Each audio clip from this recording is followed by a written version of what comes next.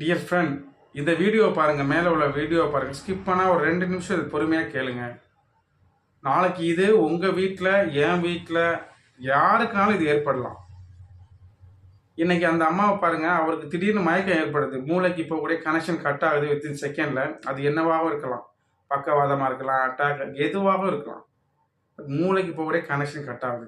இப்போ அந்த அம்மா என்ன பண்ணுறாங்க, தடி தடி பார்க்குறாங்க, முடியலைன்னு உடனே என்ன பண்ணுறாங்க, தனக்கு தெரிந்த அந்த எமர்ஜென்சி பாயிண்ட், அந்த வர்ம புள்ளி, அக்குப்பஞ்சர் புள்ளியை மூக்குக்கு கீழே அழுத்துறாங்க. வேகமாகவும், ரொம்ப வேகமாகவும் அழுத்தமாகவும் அழுத்துறாங்க. இப்போ என்ன ஆகுதுன்னா, அவர் கொஞ்ச நேரத்தில் எழும்பிடுறாரு. எவ்வளோ சந்தோஷமான விஷயம். இப்போ வயசானவங்களே இதை வேற நாட்டில் தெரிஞ்சு வச்சிருக்காங்க. ஏன் நமக்கு தெரியலை? இன்னைக்கு நம்ம மக்களுக்கு விழிப்புணர்வு ரொம்ப கம்மியாக இருக்கு. தயவு செய்து மூக்கு கீழே உள்ள இந்த புள்ளியை, எந்த மயக்கமாக இருந்தாலும் சரி, இப்போ நீங்கள் நாளைக்கு ஃப்ளைட்டில் போயிட்டு இருக்கலாம், அங்கே நம்ம டாக்டர் இருப்பாங்கன்னு சொல்ல முடியாது.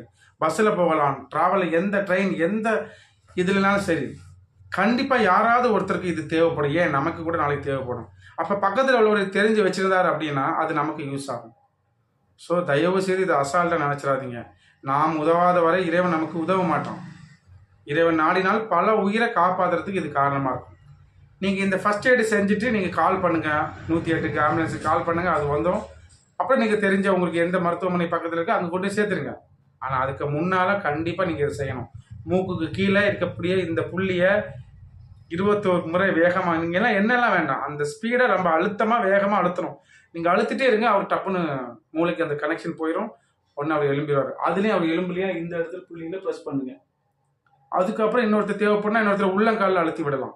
K1ங்கிற புள்ளியில். இந்த 3 புள்ளி எமர்ஜென்சி புள்ளி எல்லாரும் தெரிஞ்சு வச்சுக்கோங்க. ஏன் உங்கள் குழந்தை முதல் நீங்கள் தெரிஞ்சு வச்சுக்கணும்.